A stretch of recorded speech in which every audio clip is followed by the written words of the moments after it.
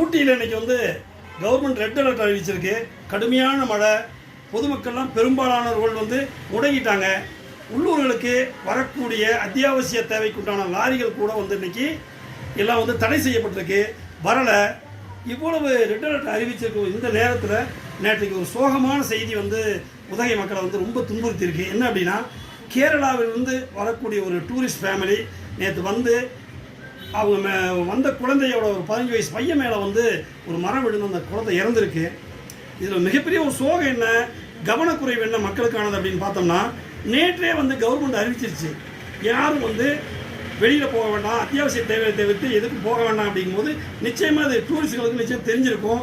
அதை மீறி இவங்க போயிருக்காங்க. போயிருக்க இடம் அப்படிங்கிறது சாதாரண இல்லைங்க. கிட்டத்தட்ட மெயின் சிட்டியிலேருந்து 10-12 கிலோமீட்டர் தாண்டி தான் அந்த டூர் போயிருக்காங்க. அதுவும் வந்து அடர்ந்த வனப்பகுதி. அங்கெல்லாம் முழுக்க மரங்கள் தான் இருக்கும்.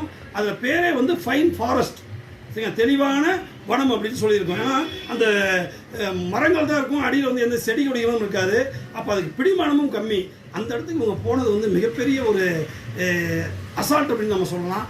இது போன்ற விஷயங்களை தவிர்த்துக்கணும். ஏன்னா நமக்கு வந்து உதகை மக்களை பொறுத்தவரையும் சுற்றுலா பயணிகள் வந்து நாங்கள் ரொம்ப விரும்புவோம், ரொம்ப நேசிக்கிறோம். அப்படிப்பட்ட அந்த ஒரு குடும்பத்துக்கு வந்து ஒரு இழப்பு ஏற்பட்டிருக்கிறது மிகப்பெரிய ஒரு சோகமாக வந்து நீலகிரி மாவட்டமே இன்றைக்கி வந்து அந்த சோகத்தில் ரொம்ப அடைபட்டு கிடக்கிறோம். ஆனால் தயவு செய்து சுற்றுலா பயணிகளும் மற்ற மக்களும் உதவிக்கு வந்திருக்கக்கூடியவர்கள் வரக்கூடியவர்கள் அனைவருமே ஊட்டிக்கு வாங்க. அரசாங்கத்தோட வழிகாட்டுதலின்படி நீங்கள் நடந்து கொண்டு மிகவும் சேஃப்டியாக நீங்கள் வீட்டுக்கு போய் சேரணுங்கிறது உதகையின் மக்களுடைய விருப்பம். அதை நிறைவேற்றிக் கொடுங்கள். வாழ்த்துக்கள். இணைந்திருங்கள். கட்டாரி டிவி.